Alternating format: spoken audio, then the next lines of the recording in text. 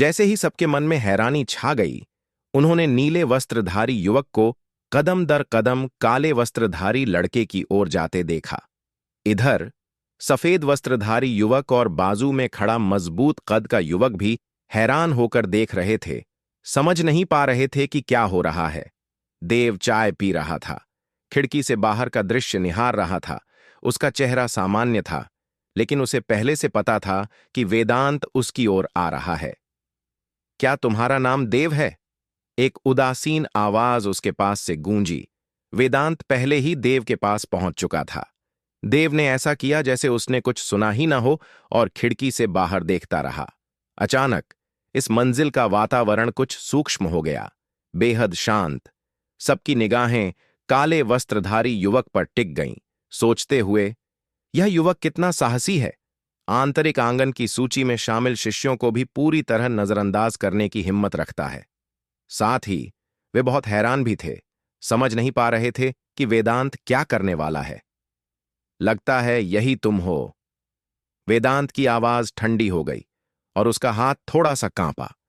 अगले ही पल देव की पुतलियां अचानक सिकुड़ गईं और उसका शरीर कुछ फीट दूर चमक गया। धड़ाम!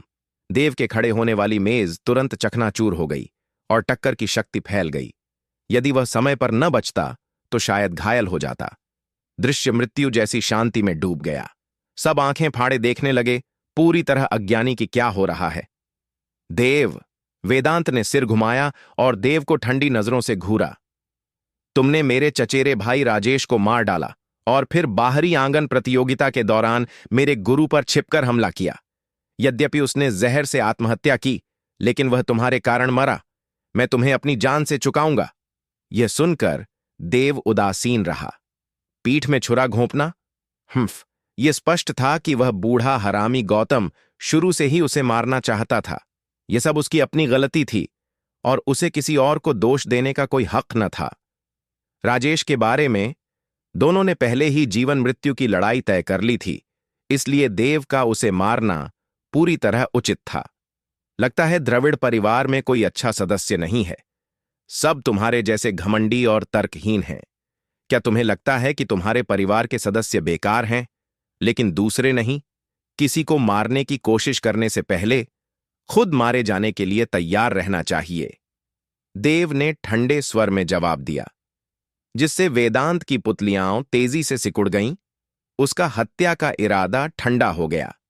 तुम खुद को कौन समझते हो? द्रविड़ परिवार से तुलना करने की हिम्मत रखते हो?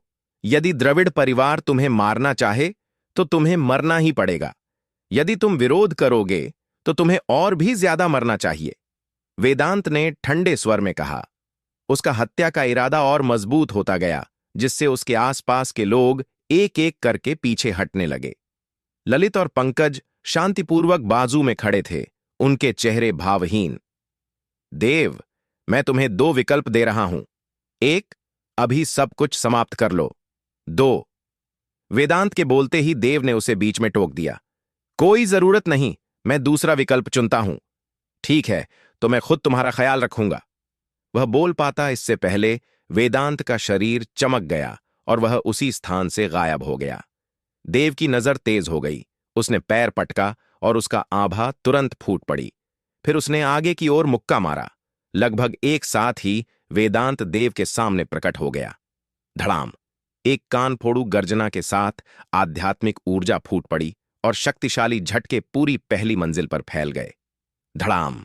धड़ाम! धड़ाम! कई मेजें, कुर्सियां और बेंच विस्फोटक शक्ति से नष्ट हो गईं और चकनाचूर हो गईं। सौभाग्य से दीवारें विशेष सामग्री से बनी थीं, इसीलिए केवल कुछ दरारें पड़ीं। पहली मंजिल पर मौजूद लोगों के चेहरे तुरंत बदल गए। उन्होंने उम्मीद न की थी कि दोनों इतनी आसानी से लड़ाई शुरू कर देंगे। यह नशे वाली अमर निवास था, जो चांदी वस्त्रधारी बुजुर्ग द्वारा प्रबंधित था। देव का चेहरा थोड़ा सख्त हो गया। उसने थोड़ा दर्द करने वाली बांह हिलाई। उसे मानना पड़ा कि वेदांत बहुत मजबूत था, सामान्य आत्मा परिवर्तन क्षेत्र के 7वें स्तर से कहीं आगे। आंतरिक आंगन सूची में शामिल होने वाले शिष्य सभी अपने स्तर से ऊपर लड़ने की शक्ति रखते हैं। यद्यपि वेदांत केवल आत्मा परिवर्तन क्षेत्र के 7वें स्तर पर है, लेकिन उसकी वास्तविक युद्ध शक्ति शायद आत्मा परिवर्तन क्षेत्र के 8वें स्तर से ऊपर है। इसके अलावा देव महसूस कर सका कि वेदांत ने वह मुक्का पूरी तन्मयता से नहीं मारा था, यह केवल एक आकस्मिक था, लेकिन फिर भी इसकी शक्ति आश्चर्यजनक थी। यदि वेदांत के पास उच्च स्तर की आध्यात्मिक नस, प्रचुर आध्यात्मिक ऊर्जा और मजबूत शारीरिक शरीर न होती, तो वह भारी नुकसान झेल चुका होता। दूसरी ओर वेदांत का चेहरा ठंडा था और वह थोड़ा अजीब महसूस करने से खुद को रोक न सका। उसे उम्मीद न थी कि देव उसके मुक्के को बिना चोट लगे सह लेगा। ध्यान रखना चाहिए कि दोनों के बीच साधना के स्तर में बड़ा अंतर है। इसके अलावा वेदांत अपने स्तर से ऊपर लड़ सकता है। यद्यपि उसने उस मुक्के में केवल अपनी ताकत का 3 इस्तेमाल किया था, लेकिन यह आत्मा परिवर्तन क्षेत्र के 6ठे स्तर के साधना कर्मी को गंभीर रूप से घायल करने के लिए पर्याप्त था। कोई आश्चर्य नहीं कि मेरा चचेरा भाई उसके हाथों मरा। यह लड़का वाकई साधारण नहीं है, लेकिन तुम भी मरोगे। यह महसूस करते ही वेदांत की आंखों में अचानक एक ठंडा हत्या का इरादा चमक गया। ठीक तभी देव ने अपनी तीव्र छाया कदम का इस्तेमाल किया, धुंधली आकृति में बदल गया और एक खिड़की से कूद पड़ा। लड़के, भागने का सपना भी मत देखो, आज तुम्हें मरना ही है। गौतम ने गुस्से से गरजा और फिर उसके पीछे दौड़ा। ललित और पंकज फिर पीछे आए।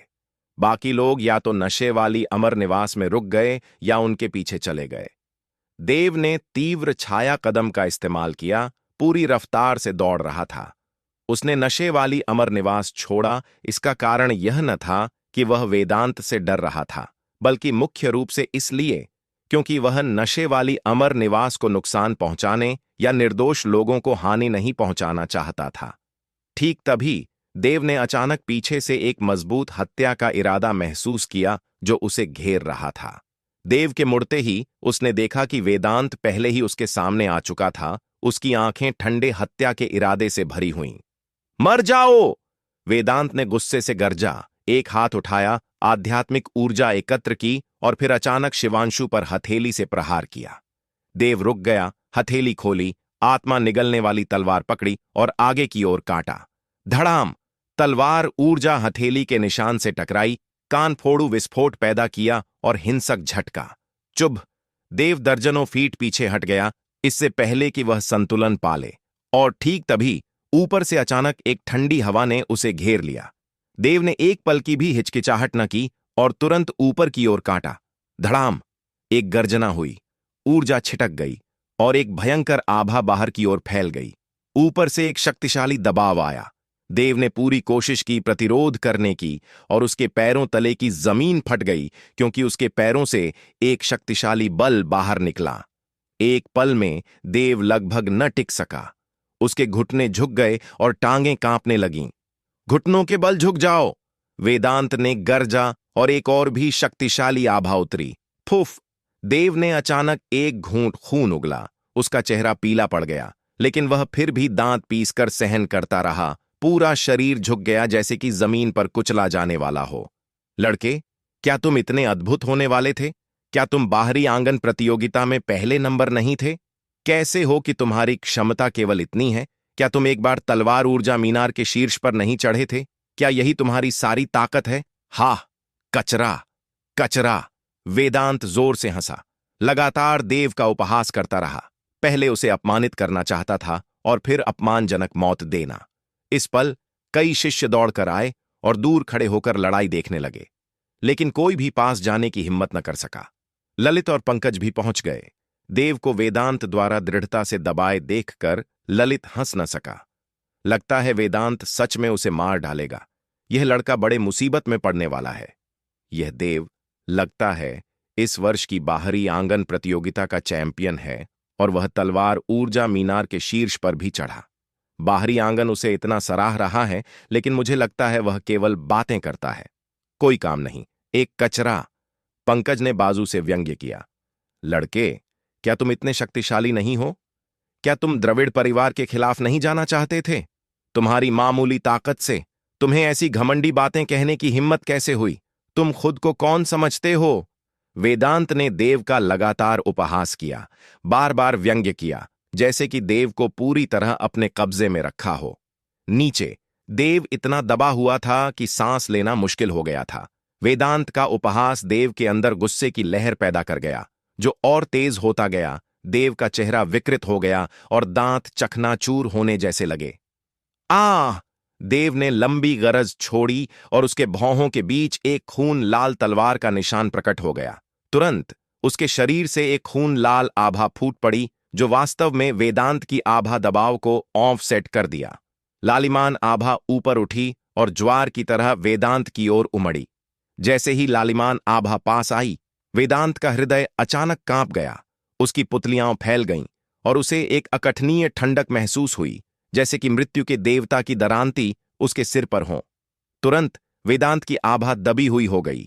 उसका मन डगमगाया और उसके अंदर भय का एक ट्रेस पैदा हो गया। नहीं! वेदांत ने गर्जा, सिर जोर से हिलाया। आंखों में स्पष्टता की चमक आई और वह जल्दी पीछे हटा, खून लाल आभा से दूरी बनाई। यह देखकर आसपास के सब आश्चर्यचकित हो गए। उनकी निगाहें हल्के खून लाल आभा पर टिक गईं। आखिर क्या था वह जो वेदांत को इतना सावधान कर गया?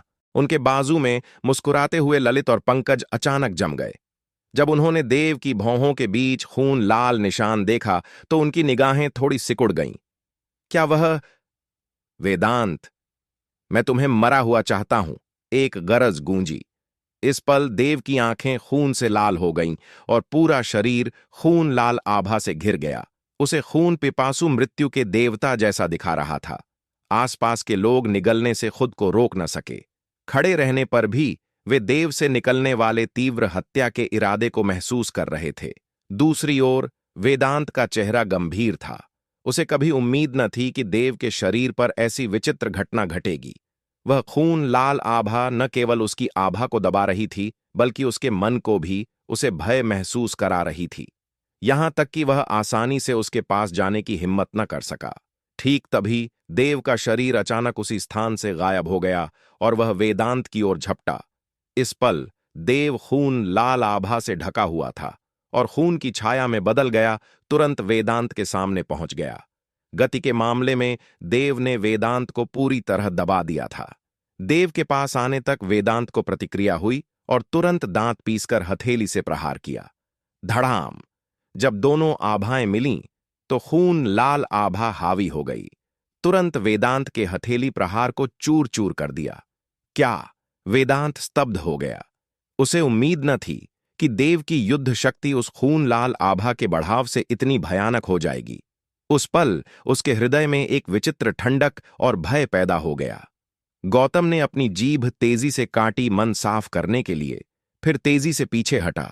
खून लाल आभा से कोई और संपर्क करने की हिम्मत न की। चलो, उसकी मदद करते हैं। दूर ललित और पंकज, जो इस दृश्य को देख चुके थे, कदम उठाने वाले थे। अचानक आकाश से एक जोरदार गड़गड़ाहट की आवाज आई। कौन मेरे नशे वाली अमर निवास के बाहर उपद्रव मचाने की हिम्मत रखता है? आवाज विशाल और गहरी थी, जैसे एक लंबी गूंजती घंटी, गूंजती और सबके मन को हिलाती हुई। तुरंत बाद एक चांदी वस्त्रधारी आकृति उतरी और देव और गौतम के बीच उतर गई। यह गजेंद्र बुजुर्ग है, भीड़ में किसी ने चिल्लाया, उस बूढ़े को पहचानते हुए कि वह तलवार छोटी के दो चांदी वस्त्रधारी बुजुर्गों में से एक गजेंद्र था। ऐसा निकला कि नशे वाली अमर निवास के पीछे का प्रबंधक गजेंद्र था। नशे वाली अमर निवास पर लड़ाई छिड़ने की खबर सुनकर वह दौड़ा आया। चांदी वस्त्रधारी बुजुर्ग आत्मा परिवर्तन क्षेत्र के 9वें स्तर की छोटी साधना के स्तर वाला गहन आत्मा क्षेत्र से दूर न था और आधा चरण गहन आत्मा क्षेत्र के नाम से जाना जाता था। वह पूरे आंतरिक आंगन में शीर्ष विशेषज्ञ माना जाता था। गजेंद्र के सिर पर चांदी के बाल थे और चेहरा शांत और संयमित, एक शक्तिशाली व्यक्ति की हवा फैला रहा था। लेकिन जब उसने बाजू में खड़े वेदांत को देखा तो उसकी पुतलियां सिकुड़ गईं और वह खुद को रोक न सका चिल्लाने से, शो, तुम यहां क्या कर रहे हो? गुरु! जब देव ने वेदांत को चिल्लाते सुना तो वह अचानक भौहें सिकोड़ ली। उसे अचानक लगा कि कुछ गड़बड़ है। गुरु! नए आए को देखते ही वेदांत ने तुरंत सम्मानपूर्वक झुककर अभिवादन किया, फिर देव की ओर इशारा किया और कहा, गुरु, यह लड़का नशे वाली अमर निवास पर उपद्रव मचा रहा था। मैंने उसे समझाने की कोशिश की, लेकिन उसने नहीं माना और मुझ पर हमला तक कर दिया। मुझे खुद कार्रवाई करने के अलावा कोई चारा न था। यह सुनकर देव की पुतलियां तुरंत सिकुड़ गईं और उसकी आंखों में ठंडी चमक चली गई। यह वेदांत वाकई बेशर्म था, काला सफेद बना रहा। गजेंद्र ने सिर हिलाया, देव की ओर मुड़ा, और जब उसने देव के शरीर पर खून लाल आभा महसूस की तो उसकी आंखें सिकुड़ गईं। तलवार आत्मा, हत्या तलवार आत्मा, यह वाकई दुर्लभ दृश्य है। अब तुम मेरे प्रबंधित नशे वाली अमर तावड़ी पर उपद्रव क्यों मचा रहे हो? देव ने थोड़ा झुककर अभिवादन किया और वेदांत को ठंडी नजर से देखा, जिससे हौज कांप गया। फिर उसने सिर हिलाया और कहा, युए वरिष्ठ, यह वेदांत था जिसने पहले मुझ पर हमला किया। मैं केवल खुद का बचाव कर रहा था। गजेंद्र ने वेदांत की ओर देखा, जो जल्दी से बोला, गुरु, उसे मत सुनो। यह लड़का झूठ बोल रहा है। उसने पहले नशे वाली अमर निवास पर उपद्रव मचाया और मैं सहन न कर सका, इसलिए कार्रवाई की। यदि आपको विश्वास न हो तो उनसे पूछ सकते हैं। जैसे ही वह बोल पाया, दो आकृतियां दूसरी ओर से आईं। वे ललित और पंकज थे। हे तुम दोनों, क्या हो रहा है? गजेंद्र ने पूछा। ललित और पंकज ने सम्मानपूर्वक झुककर अभिवादन किया और एक साथ कहा, बुजुर्ग को रिपोर्ट करते हुए, दुगु भाई द्वारा कहा गया सत्य है। वाकई देव ने उपद्रव शुरू किया था। गजेंद्र ने सिर हिलाया, देव को ठंडे स्वर से देखा। देव, क्या तुम जानते हो कि मैं नशे वाली अमर निवास प्रबंधित करता हूं? तुम यहां उपद्रव मचाने की हिम्मत रखते हो, जो मेरे प्रति अनादर है, और तुमने मेरे शिष्य को जानबूझकर घायल किया। अब मैं तुम्हें एक मौका दे रहा हूं कि शो के सामने घुटनों पर झुको और माफी मांगो, और फिर नशे वाली अमर निवास के सारे नुकसान की भरपाई करो। मैं इस मामले को भूल जाने पर विचार कर सकता हूं। यह सुनकर देव का चेहरा कुछ कठोर हो गया और उसने गहरी आवाज में कहा, बुजुर्ग, आप केवल उन दो लोगों से क्यों पूछ रहे हैं और मौजूद अन्य शिष्यों से क्यों नहीं? दो लोग पर्याप्त हैं। मैं पहले ही तय कर चुका हूं कि तुमने उपद्रव शुरू किया, और की जरूरत नहीं। यदि तुम मेरे आदेश का उल्लंघन करोगे तो बुजुर्गों का विरोध करोगे और मैं तुम्हें प्रवर्तन कक्ष में सौंप दूंगा सजा के लिए। गजेंद्र ने उदासीनता से कहा, निर्विवाद स्वर में। तुरंत देव का चेहरा अत्यधिक काला पड़ गया। उसे समझ आ गया कि गजेंद्र वेदांत का पक्ष लेने का निश्चय कर चुका है, और यद्यपि उसे पता था कि गलती वेदांत की है, फिर भी सारा दोष उस पर मढ़ना चाहता है। सीधे शब्दों में, यह कुछ न था बल्कि व्यक्तिगत लाभ के लिए शक्ति का दुरुपयोग और उत्पीड़न। मैं दोषी हूं, तुम दोषी हो, कोई बहस नहीं। सब, देव ने अचानक आसपास के अन्यों की ओर देखा। तुम सबने अभी नशे वाली अमर निवास पर जो हुआ देखा।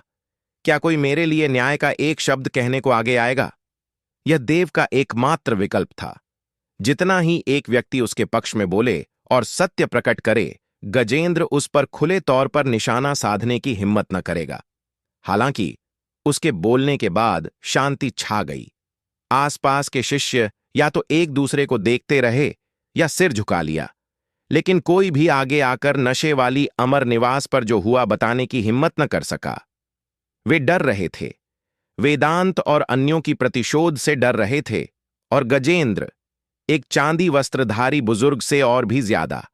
यदि वे उसे नाराज कर देते तो क्या वे आंतरिक आंगन में रह पाते? उनके लिए देव केवल एक अजनबी था, पूरा अजनबी।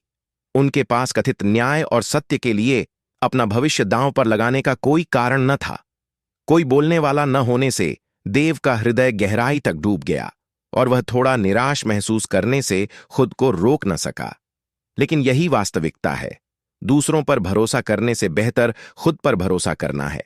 लेकिन अब देव की स्थिति बहुत कठिन है। यह हताशा की स्थिति हो सकती है। वह स्वाभाविक रूप से यह न मानेगा कि गलती उसकी थी। शुरू से ही गलती उसकी न थी और वह द्रविड़ परिवार के सामने घुटनों पर झुकने से बेहतर मर जाना पसंद करेगा। लेकिन यदि वह न मानेगा तो गजेंद्र निश्चित रूप से उसे दबाएगा और प्रवर्तन कक्ष में सौंप देगा, और उसका भाग्य निश्चित रूप से भयानक होगा। कुछ समय के लिए देव दुविधा में फंस गया, एक ऐसा हालात जिसमें कोई समाधान न था। दुर्भाग्य से उसकी ताकत बहुत कमजोर थी। सच्चे विशेषज्ञों की नजरों में वह केवल एक चींटी था जिसे इच्छानुसार खेला जा सकता था। लगता है तुम्हें अपनी गलती मानने का कोई इरादा नहीं है, गजेंद्र ने ठंडे स्वर में कहा। और फिर उससे एक विशाल आभा निकली, विशाल सागर की तरह अथाह। तुरंत देव ने पहाड़ जैसा भारी दबाव महसूस किया जो उसके ऊपर उतर रहा था। मैंने कौन सा अपराध किया है? मैं देव जमीन पर घुटनों के बल झुकने को तैयार हूं और अपने माता पिता के सामने झुकने को, लेकिन इसकी कोशिश करने से मर जाना बेहतर। देव ने दांत पीसे। उसका शरीर दबाव के नीचे थोड़ा कांप रहा था। तो तुम सिर झुकाने से बेहतर मरना चाहते हो? मैं तुम्हें घुटनों पर झुकाऊंगा और देखूंगा कि तुम कितनी देर टिक सकते हो, गजेंद्र ने ठंडे स्वर में कहा। और ठीक तभी उसकी पुतलियां अचानक सिकुड़ गईं। एक कदम से देव गरजते शेर की तरह उसके ओर झपटा। उसकी लालिमान आभा चरम पर पहुंच गई। हत्या का इरादा और मजबूत होता गया और देव ने महसूस किया कि उसका मन उससे क्षीण हो रहा था। उसका मन हत्या पर अडिग था। अच्छा लड़का, तुम इस संस्थान के पहले शिष्य हो जो मुझ पर सक्रिय रूप से हमला करने की हिम्मत रखते हो। मैं देखना चाहता हूं कि तुम वाकई किस चीज से बने हो। जैसे ही वह बोल पाया, गजेंद्र स्थिर खड़ा रहा, देव को उसके ओर आने दिया। इस पल देव का हत्या का इरादा मजबूत रहा और वह खून लाल छाया में बदल गया। गजेंद्र की ओर झपटा। आध्यात्मिक ऊर्जा विस्फोट कट! देव ने गर्जा और उसके आसपास की आध्यात्मिक ऊर्जा ज्वार की तरह तलवार में उमड़ी। खून लाल आभा से बढ़ाई गई। तलवार का धार खून लाल प्रकाश से चमक उठा। हत्या का इरादा फैलाया और बेहद चकाचौंध हो गया। बाजू में खड़े वेदांत और अन्य भी इस देखकर चेहरे काले पड़ गए। हंस! देव हवा में उछला और अचानक तलवार से नीचे काटा। उसने सारी ताकत इस प्रहार में डाली और यदि वह इस बूढ़े को थोड़ा नुकसान पहुंचा सके तो संतुष्ट हो जाता। एक 5 मीटर लंबी तलवार ऊर्जा फूट पड़ी, शून्य को चीरती हुई। लालिमान आभा से बढ़ाई गई। इसमें अपार शक्ति थी और गजेंद्र की ओर भयंकर काटी।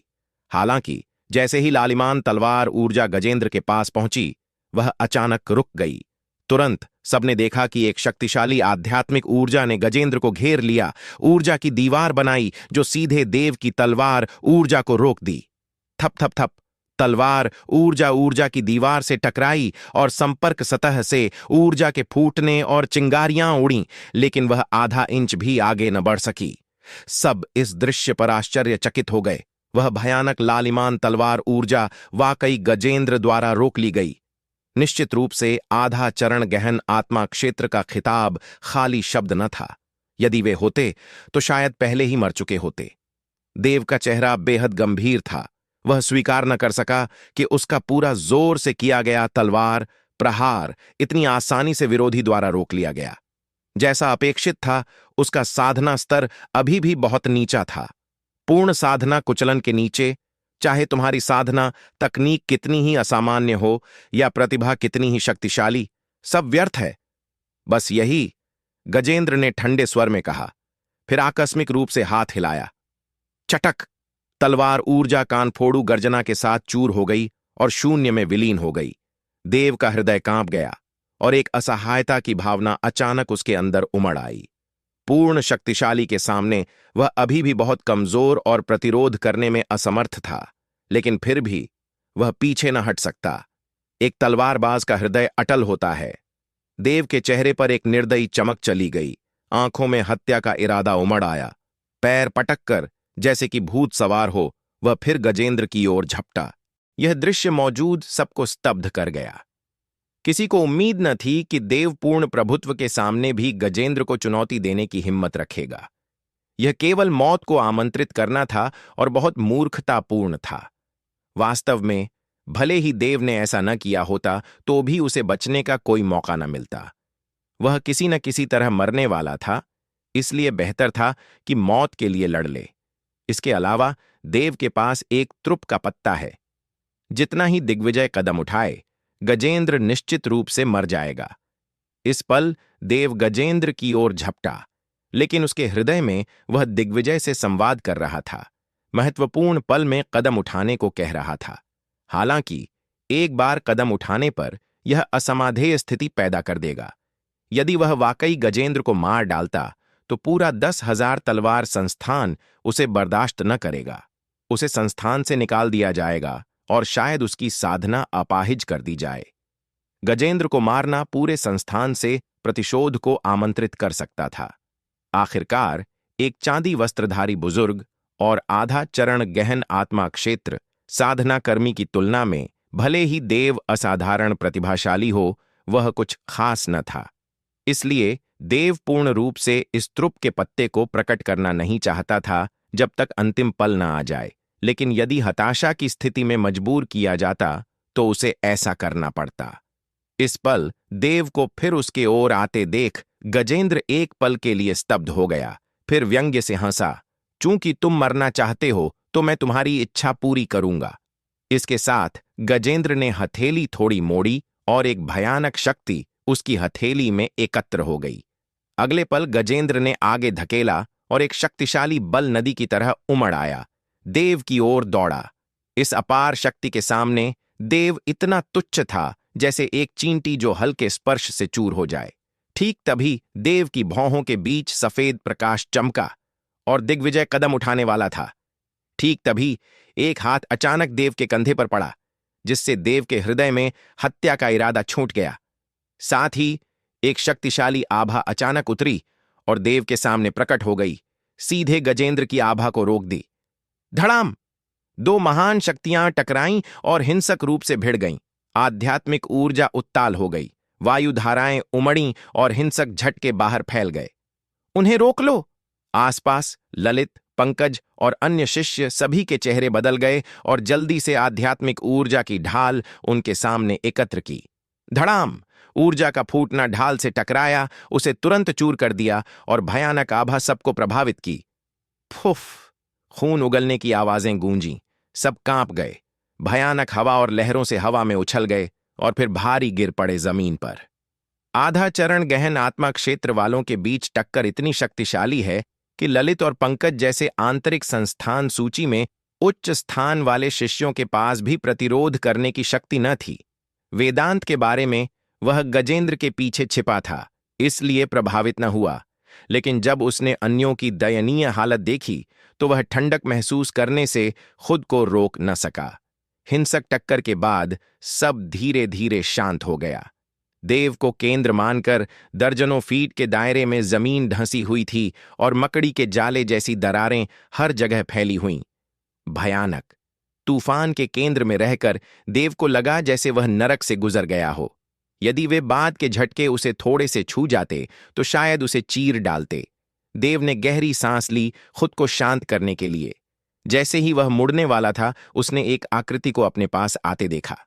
सिर घुमाया तो एक चांदी वस्त्रधारी बूढ़ा उसके बाजू में खड़ा था। उसकी आभा पहाड़ जैसी स्थिर, आंखें गहरी और अथाह। एक और आधा चरण गहन आत्मा क्षेत्र साधना कर्मी। रुक जाओ! देव अचानक महसूस किया, सोचते हुए, मुझे लगता है मैंने उसे पहले कहीं देखा है। अब याद आया। देव की आंखें चमकीं। यह बूढ़ा उन 3 बूढ़ों में से एक था जिन्होंने बाहरी आंगन प्रतियोगिता के दौरान सार्वजनिक रूप से गौतम को सील किया और उसे ले गए थे। वह प्रवर्तन कक्ष का सदस्य था। ऐसा निकला कि वह भी आत्मा तलवार चोटी का चांदी वस्त्रधारी बुजुर्ग था। हालांकि देव हैरान था, वह और यह व्यक्ति पूर्ण अजनबी थे, तो वह उसकी क्यों मदद कर रहा था। दूसरी ओर जब गजेंद्र ने देव के बाजू वाले व्यक्ति को देखा तो उसकी नजर तेज हो गई। सूर्यवीर, इसका क्या मतलब है? बुजुर्ग सूर्यवीर शांत रहा और उदासीनता से कहा, कुछ नहीं, संक्षेप में मैं इस बच्चे की रक्षा कर रहा हूं। यह सुनकर गजेंद्र का चेहरा तुरंत काला पड़ गया और उसके मन में संदेह का एक ट्रेस पैदा हो गया। वह समझ न पा सका कि सूर्यवीर उसे नाराज करने को तैयार क्यों है, लेकिन शिवांशु की रक्षा क्यों कर रहा है। एल्डर सूर्यवीर, क्या आप निश्चित हैं कि इस लड़के की रक्षा करना चाहते हैं? उसने अभी नशे वाली अमर निवास पर उपद्रव मचाया, मेरे शिष्य पर हमला किया और मुझ पर भी। बुजुर्गों का अनादर करता है और बेहद विद्रोही है। ऐसे निम्न चरित्र का शिष्य अपनी साधना नष्ट करके संप्रदाय से निकाला जाना चाहिए। यह सुनकर देव गजेंद्र को ठंडी नजरों से घूर न सका। यह बूढ़ा हरामी वाकई सत्य को तोड़ मरोड़ना जानता है। लगता है वह तब तक न रुकेगा जब तक पूरी तरह नष्ट न कर दे।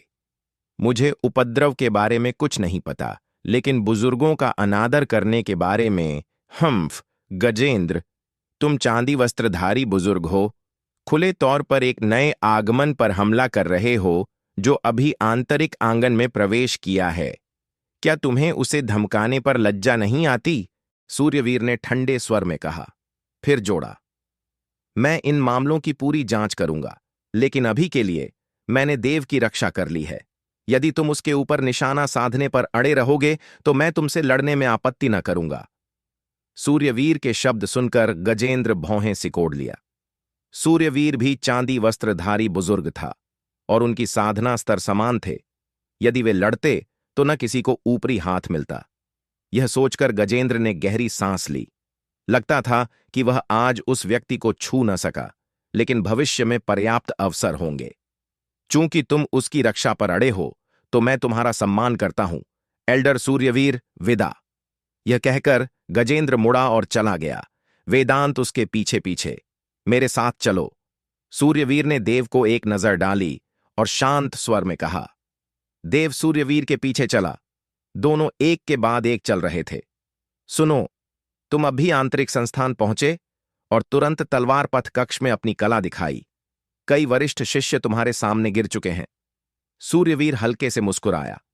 यह सुनकर देव ने नाक छुई, कड़वी मुस्कान दी और कहा, मुझे ऐसा करने के अलावा कोई चारा न था ताकि आत्मा तलवार टुकड़े प्राप्त कर सकूं।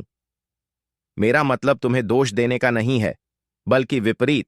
तुम जानते हो कि रणनीति का इस्तेमाल करके विरोधी को भ्रमित करना और लंबा खेल खेलना। तुम बहादुर और बुद्धिमान दोनों हो, जो वाकई अच्छा है। सूर्यवीर के चेहरे पर प्रशंसा का एक ट्रेस प्रकट हो गया। प्रशंसा के लिए धन्यवाद, बुजुर्ग। थोड़ी देर चलने के बाद देव ने अचानक पूछा, एल्डर सूर्यवीर, आपने मेरी क्यों मदद की? सूर्यवीर रुक गया और पीछे मुड़कर देव को देखा। यह बहुत सरल है।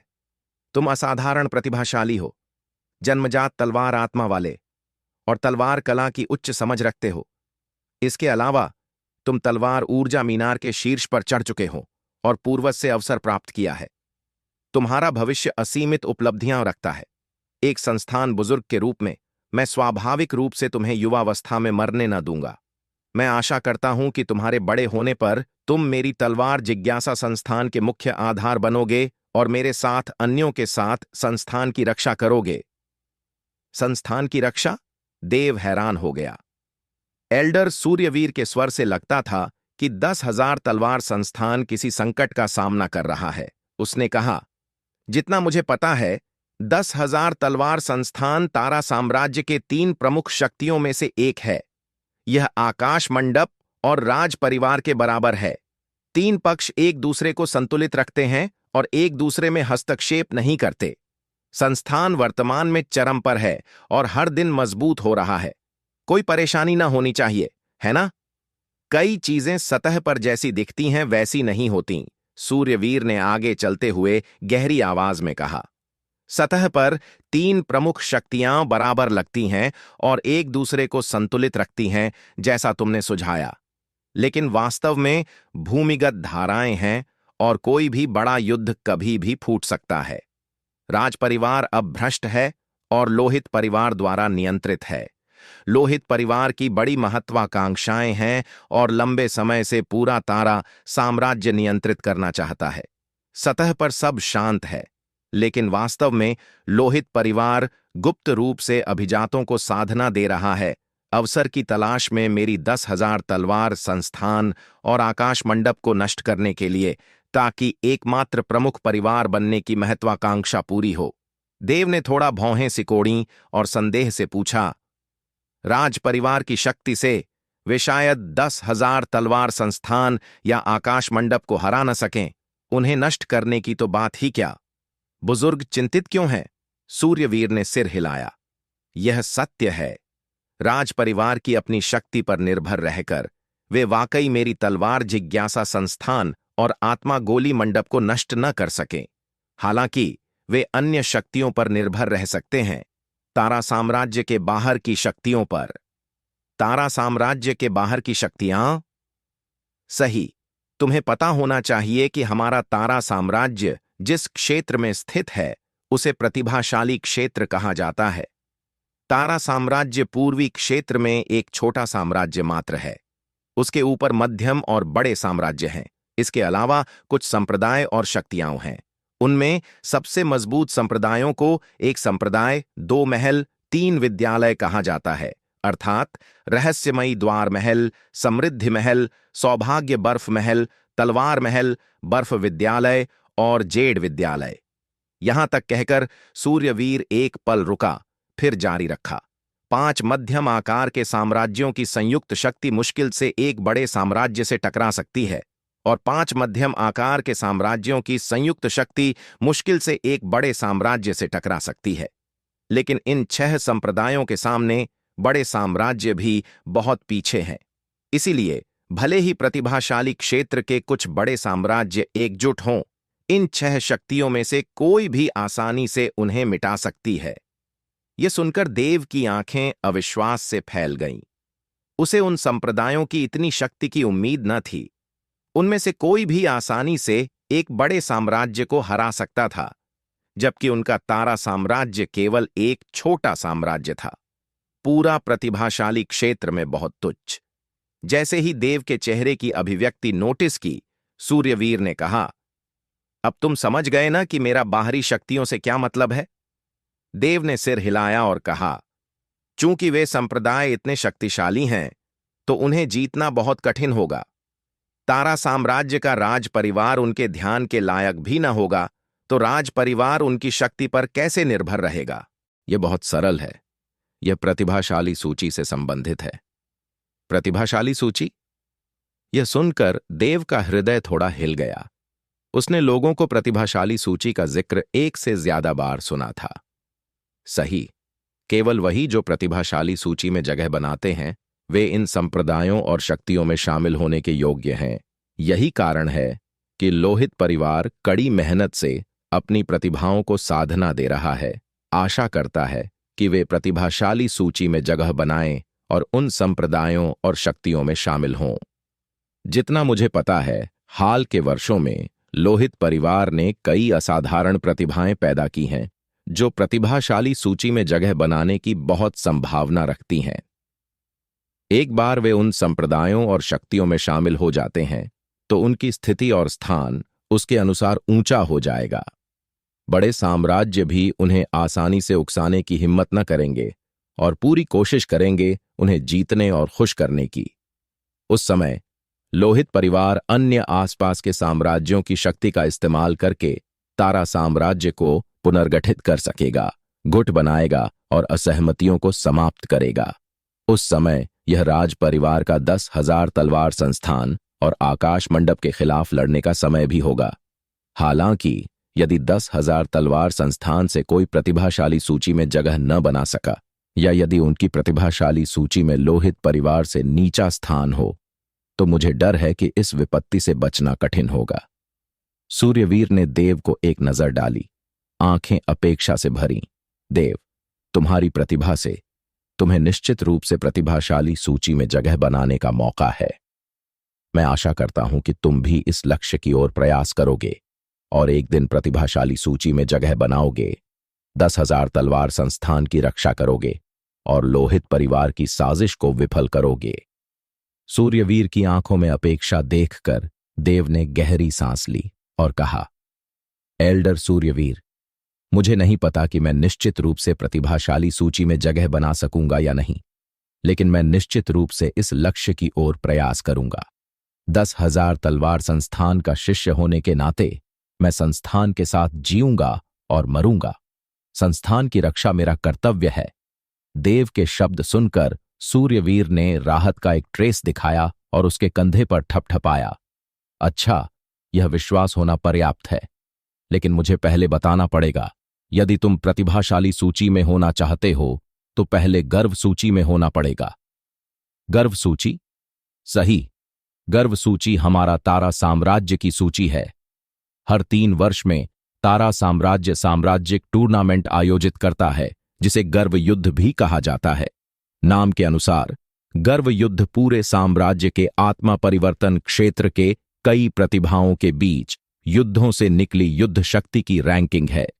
प्रतिभाशाली सूची प्रतियोगिता में भाग लेने के लिए पहले गर्व सूची के शीर्ष 10 में होना पड़ेगा, क्योंकि शिंग साम्राज्य के पास केवल 10 स्थान हैं। केवल शीर्ष 10 में प्रवेश करके ही प्रतिभाशाली सूची प्रतियोगिता में भाग लेने का योग्यता मिलती है। यह सुनकर देव ने थोड़ा सिर हिलाया। लगता था कि प्रतिभाशाली सूची में जगह बनाने के लिए पहले गर्व सूची के शीर्ष 10 में प्रयास करना पड़ता है, तभी पूरा प्रतिभाशाली क्षेत्र की प्रतिभाओं से प्रतिस्पर्धा करने का योग्यता मिलती। 2 है प्रतिभाशाली सूची के लिए। प्रतिभाशाली सूची। श्री सूर्यवीर ने एक बार देव को बताया था कि वह आशा करता है कि वह संस्थान के रक्षकों में सूचीबद्ध हो। जब देव तलवार ऊर्जा मीनार के शीर्ष पर पहुंचा तो तलवार पूर्वज ने भी उस पर उच्च आशाएं रखीं कि वह प्रतिभाशाली में सूचीबद्ध हो। अब एल्डर सूर्यवीर भी ऐसा ही महसूस करता है। प्रतिभाशाली सूची, प्रतिभाशाली सूची, प्रतिभाशाली क्षेत्र भर की असंख्य प्रतिभाओं के टकराव से निर्धारित सूची पूरा प्रतिभाशाली क्षेत्र की सबसे उत्कृष्ट प्रतिभाओं का प्रतिनिधित्व करती है।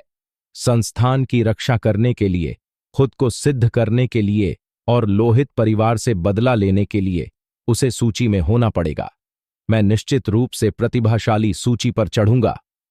वैसे देव, सूर्यवीर ने अचानक जोड़ा, गर्व सूची प्रतियोगिता तक अभी 6 मास बाकी हैं।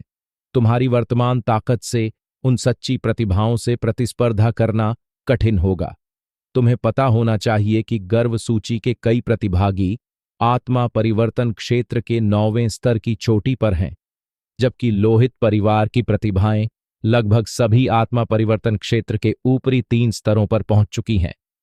यदि वाकई न हो पाए तो तुम 3 वर्ष इंतजार करके फिर भाग ले सकते हो। यह सुनकर देव ने भौहें सिकोड़ी। यदि 3 वर्ष इंतजार करके भाग लेते तो तब तक लोहित परिवार शायद प्रतिभाशाली सूची में जगह बना चुका होता और कुछ भी करने के लिए बहुत देर हो जाती। लगता था कि 10,000 तलवार संस्थान की रक्षा करने के लिए उसे जल्द से जल्द ताकत बढ़ानी पड़ेगी और आधे वर्ष में गर्व सूची में जगह बनाने का प्रयास करना पड़ेगा और फिर प्रतिभाशाली सूची में। समय महत्वपूर्ण है और देरी की कोई गुंजाइश नहीं। इसके अलावा तुम्हें लोहित परिवार से सावधान रहना पड़ेगा, सूर्यवीर ने चेतावनी दी। लोहित परिवार गर्व सूची में अपने सदस्यों की संख्या बढ़ाने के लिए कुछ भी करेगा। हाल के वर्षों में 10,000 तलवार संस्थान और अन्य संस्थानों के शिष्यों को बाहर प्रशिक्षण के दौरान हत्या के मामले बार बार हुए हैं। वे शिष्य सभी गर्व सूची में जगह बनाने की बहुत संभावना रखते थे। यह लोहित परिवार द्वारा किया गया माना जा सकता है। यदि तुम संस्थान छोड़ोगे तो सावधान रहना। देव ने सिर हिलाया। वह और लोहित परिवार पहले से ही कट्टर शत्रु थे। भले ही लोहित परिवार उसके पीछे न आए, वह बाद में बदला लेने उनके पास जाता। ठीक है, अपना काम करो। साधना एक लंबी यात्रा है, जल्दबाजी न करो। जमीन से जुड़े रहो और धीरे धीरे ज्ञान संचय करो, फिर सफलता पाओ। हाँ, मैं समझता हूं। मार्गदर्शन के लिए धन्यवाद बुजुर्ग। विदा। देव ने हाथ जोड़कर अभिवादन किया, फिर मुड़ा और चला गया। देव के जाते हुए आकृति को देखते हुए सूर्यवीर की नजर धीरे धीरे गहरी हो गई और वह बुदबुदाया, 10,000 तलवार संस्थान के लिए समय समाप्त हो रहा है। जाने के बाद देव सीधे ली महल चला गया। जल्दी ताकत बढ़ाने के लिए सबसे जरूरी कार्य साधना स्तर सुधारना है। देव इसे अच्छी तरह जानता था, लेकिन यदि वह केवल पृथ्वी आध्यात्मिक ऊर्जा सोखने पर निर्भर रहता तो शायद ज्यादा प्रगति न हो। इसलिए देव ने गोलियों का इस्तेमाल करके साधना सुधारने का निर्णय लिया। हालांकि ऐसा करने के कुछ दोष हैं, अर्थात साधना स्तर का सुधार कुछ सतही होगा और उसे शुद्ध और मजबूत करने की जरूरत होगी। गोली कक्ष पहुंचकर देव एक काउंटर के पास गया और पूछा, क्षमा करें, क्या आपके पास कोई आत्मा संग्रह गोलियां हैं? हाँ, कितनी चाहिए? एक युवक ने आकस्मिक रूप से जवाब दिया। देव ने सोचा और कहा, पहले 100 दे दो। 100? यह सुनकर युवक कुछ आश्चर्यचकित हो गया। उसे पता था कि आत्मा संग्रह गोली दूसरी श्रेणी की गोली है और प्रत्येक 300 योगदान बिंदु की लागत, जो 3 लाख स्वर्ण सिक्कों के बराबर थी। 100 गोलियां 30,000 योगदान बिंदु होंगी। क्या इस व्यक्ति के पास इतने योगदान बिंदु हैं? क्या इतनी नहीं है? देव ने कुछ संदेह से पूछा। मुझे इतनी आत्मा संग्रह गोलियों की जरूरत इसलिए है क्योंकि अगले क्षेत्र में सफलता के लिए आवश्यक आध्यात्मिक ऊर्जा साधारण लोगों से कई गुना है। देव चिंतित था कि केवल 100 आत्मा संग्रह गोलियों से भी पर्याप्त न हो। यदि अन्यों को उसके विचार पता चलते तो शायद वे स्तब्ध हो जाते। 100 आत्मा संग्रह गोलियां एक साधारण व्यक्ति को कम से कम 2 क्षेत्रों में सफलता दिलाने के लिए पर्याप्त होती। नहीं नहीं, हां, निश्चित रूप से हैं, मैं अभी लाता हूं। युवक काउंटर से गया लेकिन जल्द लौटा और 2 टिन डिब्बे रख दिए। यहां 100 आत्मा संग्रह गोलियां हैं, कुल 30,000 योगदान बिंदु। देव ने सिर हिलाया और जेड टोकन युवक को सौंप दिया। युवक ने जेड पट्टिका ली, आध्यात्मिक ऊर्जा डाली और तुरंत आश्चर्यचकित हो गया कि इसमें 50,000 से ज्यादा योगदान बिंदु थे, जो 50 मिलियन से ज्यादा स्वर्ण सिक्कों के बराबर थे। मुझे डर है कि पूरे आंतरिक आंगन में 10 से कम शिष्य ऐसे होंगे जिनके पास इतने योगदान बिंदु हों। समझना महत्वपूर्ण है कि योगदान बिंदुओं की मात्रा तुम्हारी ताकत के अनुपात में जरूरी नहीं है, क्योंकि मजबूत शिष्य कम चुनौतीपूर्ण द्वंद्व लड़ते हैं और योगदान बिंदु कमाने का एकमात्र तरीका कार्य पूरा करना है। कार्य पूरा करने से मिलने वाले योगदान बिंदु जुआ युद्धों से कम होते हैं, और यदि कार्य विफल होता है तो एक भी योगदान बिंदु न मिलता। इसलिए भले ही आंतरिक आंगन सूची में उच्च स्थान वाले शिष्य हों, उनके पास जरूरी न हो इतने योगदान बिंदु। निश्चित रूप से धनी परिवारों के शिष्यों को छोड़कर। युवक की नजरों में सामने वाला लड़का असाधारण पृष्ठभूमि वाला होना चाहिए। इतनी युवावस्था में उसके पीछे एक शक्तिशाली परिवार का समर्थन होना चाहिए। यही कारण है कि उसके पास इतने योगदान बिंदु हैं, क्योंकि योगदान बिंदु प्राप्त करने का एक और तरीका है, जो स्वर्ण सिक्कों से 1000 के अनुपात में आदान प्रदान करना है। जल्द ही युवक जेड टोकन लेकर गया। जब लौटा तो सम्मानपूर्वक देव को सौंपा और मुस्कुराते हुए कहा, 100 आत्मा संग्रह गोलियां, कुल 30,000 योगदान बिंदु। अभी 25,300 योगदान बिंदु बाकी हैं। देव ने योगदान बिंदु स्वीकार किए। फिर अचानक कुछ याद आया और पूछा, क्या यहां आत्मा तोड़ने वाली गोलियां बिकती हैं?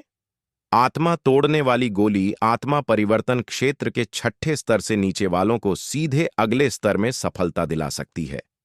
आत्मा तोड़ने वाली गोली? युवक ने सिर हिलाया। वह उच्च श्रेणी की दूसरी रैंक गोली है, हमारे पास नहीं है, और मुझे डर है कि पूरे संस्थान में ज्यादा न हो। यह सुनकर देव थोड़ा निराश हो गया। हालांकि जैसे ही वह जाने लगा, उसने एक शेल्फ पर पत्थरों की श्रृंखला देखी। पत्थरों पर शिलालेख उकेरे गए थे और हल्की राक्षसी आभा निकल रही थी। वह क्या है? देव ने शेल्फ पर पत्थरों की ओर इशारा किया और जिज्ञासा से पूछा। वे राक्षस सील पत्थर हैं, जो राक्षस आत्माओं को अंदर सील कर सकते हैं। कुछ भेषजकार गोली शोधन के दौरान उनका इस्तेमाल करते हैं, इसलिए हमने कुछ एकत्र किए हैं। तुम उस पत्थर के अंदर राक्षस आत्मा हो? हां, लेकिन सामान्यतः केवल भेषज में रुचि रखने वाले शिष्य ही खरीदते हैं। क्या तुम भी गोली शोधन कर सकते हो? देव ने सिर हिलाया और कहा, मुझे गोली शोधन नहीं आता, लेकिन उन पत्थरों के अंदर राक्षस आत्माएं किस स्तर की हैं? सभी स्तरों की हैं। सबसे नीची आत्मा परिवर्तन क्षेत्र का पहला स्तर है और सबसे ऊंची आत्मा परिवर्तन क्षेत्र का 7वां स्तर। यह सुनकर देव का हृदय हिल गया और उसने कहा, क्षमा करें, मुझे आत्मा परिवर्तन क्षेत्र 7वें स्तर की 20 टुकड़ियां दें। देव के शब्द सुनकर युवक स्तब्ध रह गया। मित्र, चूंकि तुम भेषजकार नहीं हो, तो इन्हें खरीदने से तुम्हें कोई लाभ न होगा। इसके अलावा आत्मा परिवर्तन क्षेत्र 7वें स्तर के सील पत्थर बहुत महंगे हैं। क्या तुम निश्चित हो कि इन्हें खरीदना चाहते हो? मैं निश्चित हूं। यह परेशानी है। चूंकि देव ने ऐसा कर दिया था, युवक ने हिचकिचाए बिना 20 राक्षस सील पत्थर लिए, जो आत्मा परिवर्तन क्षेत्र 7वें स्तर की राक्षस आत्माएं रखते थे। कुल 20,000 योगदान बिंदु। यह सुनकर देव की पलकें कांप गईं। 20,000 योगदान बिंदु अर्थात एक पत्थर की कीमत 1,000 योगदान बिंदु या 1 मिलियन स्वर्ण सिक्के आत्मा संग्रह गोली से 3 गुना ज्यादा महंगी। लेकिन सोचकर यह समझ आता है, आखिरकार यह आत्मा परिवर्तन क्षेत्र 7वें स्तर की राक्षस आत्मा है। आत्मा निगलने वाली तलवार को अपग्रेड करने के लिए देव को परवाह न थी। 20,000 योगदान बिंदु चुकाने के बाद वह चला गया। हालांकि वापसी के रास्ते में देव को अचानक कुछ याद आया। आकाश मंडप, आत्मा गोली मंडप भेषज के लिए प्रसिद्ध है। देव के पास बैंगनी क्रिस्टल कार्ड है जो उसे आत्मा गोली मंडप का वीआईपी बनाता है और वह निश्चित रूप से वहां आत्मा गोलियां खरीद सकता है। इसलिए देव ने खुद को शाओदेव के रूप में छिपाया और आत्मा गोली मंडप पहुंचा। बैंगनी क्रिस्टल कार्ड का इस्तेमाल करके देव सीधे एक उच्च वर्ग के निजी कक्ष में गया। जल्द ही कर्मजीत अंदर आया और देव को सम्मानजनक मुस्कान के साथ अभिवादन किया। श्री शाओ, लंबे समय बाद क्या आपको यहां लाया? क्या आपके पास कोई आत्मा तोड़ने वाली गोलियां हैं? मुझे एक चाहिए, देव ने सीधे बिंदु पर कहा। उसे केवल एक गोली की जरूरत इसलिए थी क्योंकि भले ही आत्मा तोड़ने वाली गोली उसे उच्च क्षेत्र में सफलता दिला सके, लेकिन यह आधार की अस्थिरता का दोष भी लाएगी। गोलियों पर ज्यादा निर्भर रहना प्रतिकूल होगा। यह सुनकर कर्मजीत ने थोड़ा भौहें सिकोड़ी और कहा, आत्मा तोड़ने वाली गोलियां मौजूद हैं, लेकिन वे उच्च श्रेणी की दूसरी रैंक गोलियां हैं जो केवल दूसरी रैंक भेजकार शोधित कर सकते हैं और सफलता दर ऊंची नहीं है। मेरे आत्मा गोली मंडप में प्रतिमास अधिकतम 5 शोधित हो सकती हैं। मौजूद अधिकांश आत्मा तोड़ने वाली गोलियां बिक चुकी हैं और नवीनतम बैच अब भी शोधित हो रहा है। तो कृपया मेरे लिए एक आरक्षित रखें, कीमत समस्या नहीं है। थोड़ी सोचने के बाद कर्मजीत ने सिर हिलाया और कहा, ठीक है श्री शाओ, आधे मास में गोली लेने आइए। ठीक है, विदा, ख्याल रखें। कर्मजीत ने व्यक्तिगत रूप से देव को दरवाजे तक पहुंचाया। देव को विदा करने के बाद कर्मजीत एक काउंटर पर गया और पूछा, हाल के बैच की आत्मा तोड़ने वाली गोलियों को किसने आरक्षित किया? बुजुर्ग को रिपोर्ट करते हुए लोहित परिवार ने आरक्षित किया कुल 3 गोलियां। शोधित होने के बाद मुझे एक दें और बाकी 2 लोहित परिवार को। लेकिन कोई लेकिन नहीं। यदि लोहित परिवार का कोई पूछने आए तो बस कहना कि भेषज भट्टी में समस्या थी, इसलिए केवल 2 गोलियां शोधित हुईं और उन्हें थोड़ा इंतजार करने को कहना, कर्मजीत ने शांत स्वर में कहा। अंतिम पृथ्वी रैंक स्क्रॉल ने आत्मा गोली मंडप को धन कमाया और उसकी प्रतिष्ठा बहुत बढ़ाई। मुख्यालय ने उसे संदेश भेजा, उसे निर्देश दिया कि किसी भी कीमत पर शाओ देव को जीत लें। श्री देव की तुलना में लोहित परिवार क्या है? आत्मा गोली मंडप छोड़ने के बाद देव सीधे बांस के घर लौट गया और एकांत साधना शुरू कर दी। 100 आत्मा संग्रह गोलियां, सभी शीर्ष श्रेणी की प्रथम वर्ग गोलियां जिनके औषधीय प्रभाव उत्कृष्ट हैं। वे समृद्ध आध्यात्मिक ऊर्जा रखती हैं और देव को जल्दी साधना सुधारने में मदद कर सकती हैं। जल्द ही देव ने 3 आत्मा संग्रह गोलियां निकालीं और सीधे निगल लीं। तुरंत उसके शरीर के अंदर से शुद्ध आध्यात्मिक ऊर्जा का उफान उठा, उसकी अंगों और हड्डियों से होकर बहा, अंत में नाड़ियों के माध्यम से ऊर्जा महल में एकत्र हुआ। देव ने आत्मा निगलने वाली तकनीक सक्रिय की, गोली के सार को शुद्ध और सोखा। अब निगलने वाली आत्मा तकनीक दूसरे स्तर पर पहुंच चुकी है और सोखने और शुद्ध करने की गति पहले से कई गुना तेज है। आधे घंटे बाद देव ने तीनों आत्मा संग्रह गोलियों को सोख लिया। यदि साधारण व्यक्ति होता तो शायद कम से कम 10 घंटे लगते। निगलने वाली आत्मा तकनीक इतनी प्रभुत्वपूर्ण है। हालांकि देव उच्च स्तर की आध्यात्मिक नस वाला था और उसके ऊर्जा महल की क्षमता साधारण लोगों से कई गुना थी। स्वाभाविक रूप से यह आध्यात्मिक ऊर्जा अगले क्षेत्र में सफलता के लिए आवश्यकताओं को पूरा करने के लिए अपर्याप्त थी।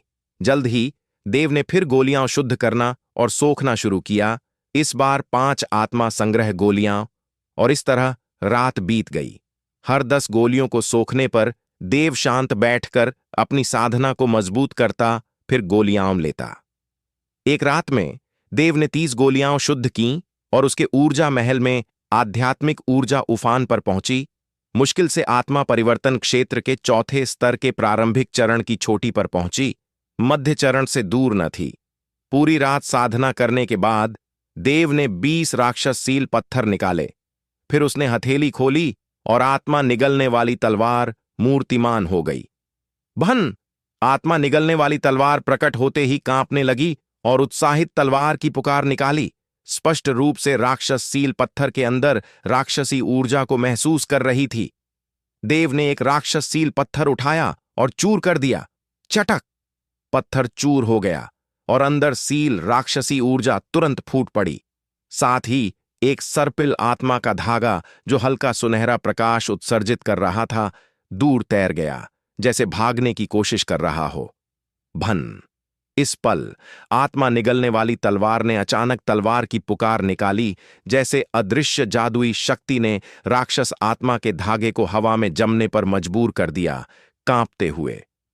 श्री एक स्वर के साथ राक्षस आत्मा का धागा आत्मा निगलने वाली तलवार द्वारा सोख लिया गया, ऊर्जा के धागों में बदल गया, जो तलवार के शरीर को पोषित किया, तलवार पर सफेद प्रकाश को और चमकीला बना दिया।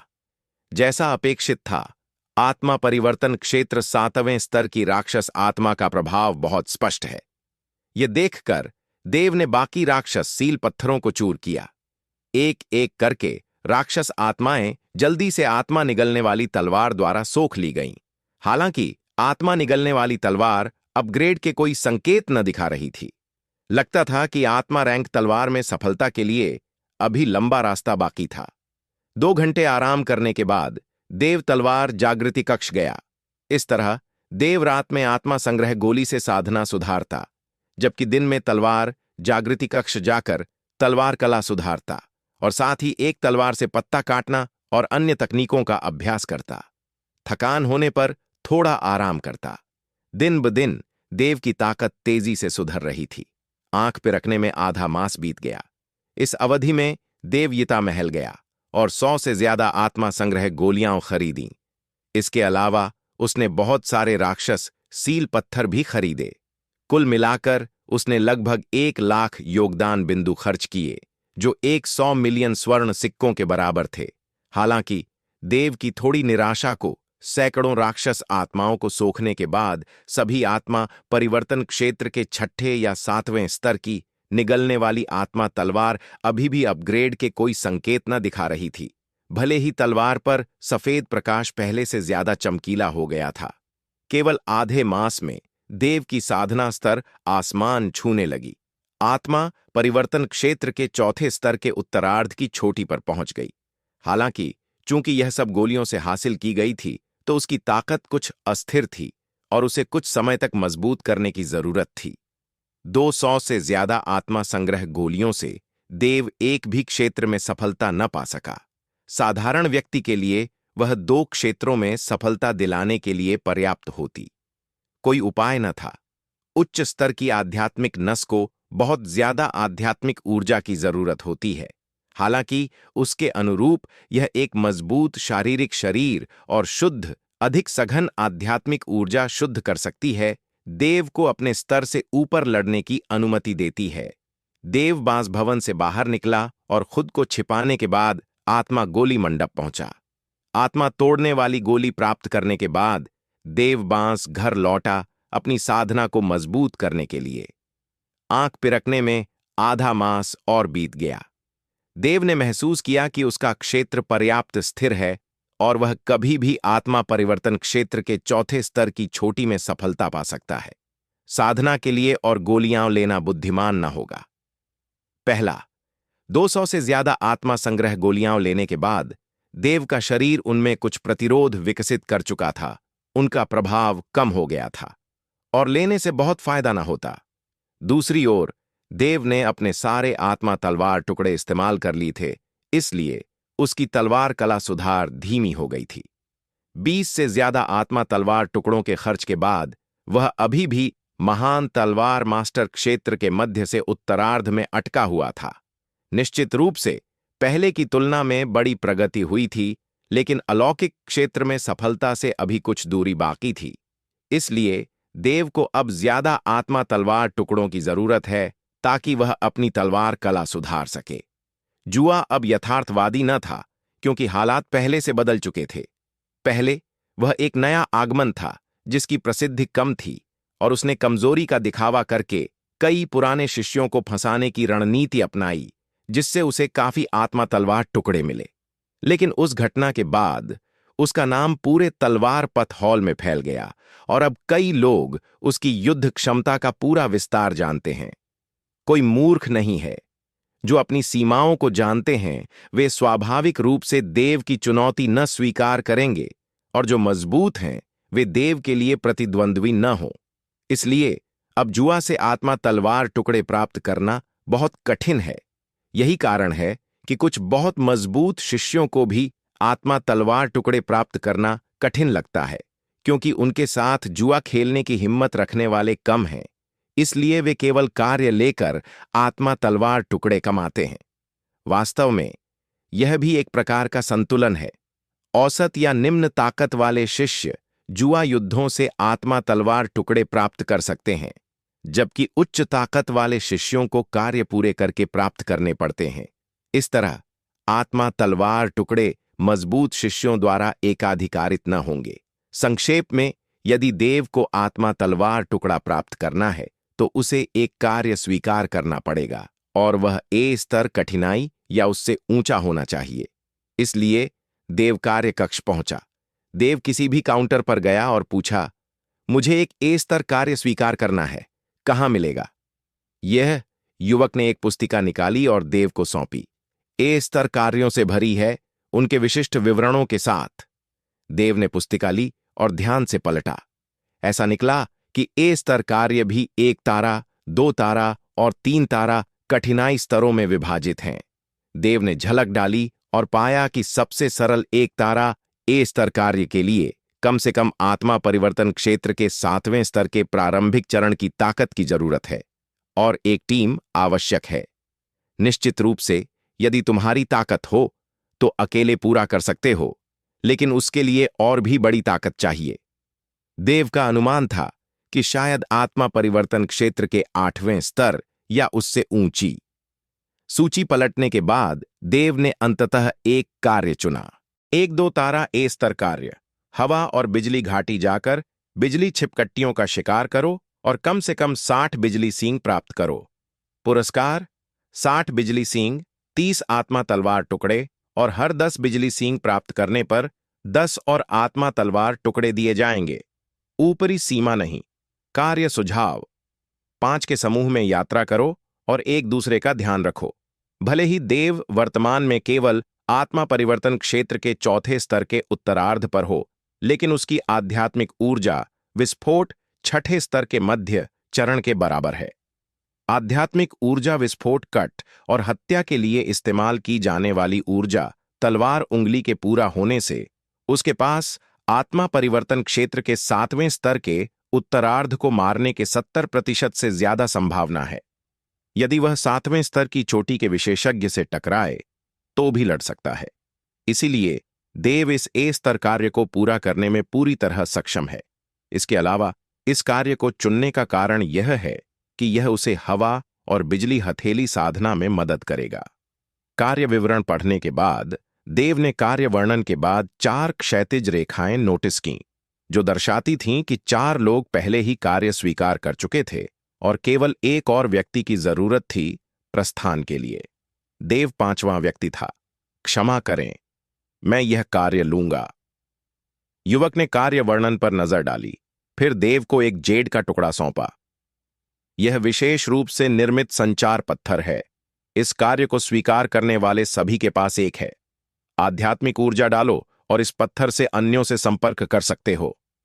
देव ने सिर हिलाया, जेड पत्थर लिया, आध्यात्मिक ऊर्जा डाली और धीमे स्वर में कहा, सब, मैंने हवा और बिजली घाटी का कार्य स्वीकार कर लिया है। आशा है तुम जल्द से जल्द कार्य कक्ष पहुंचोगे। मैं यहां तुम्हारा इंतजार करूंगा। जल्द ही 4 आकृतियां एक एक करके पहुंची।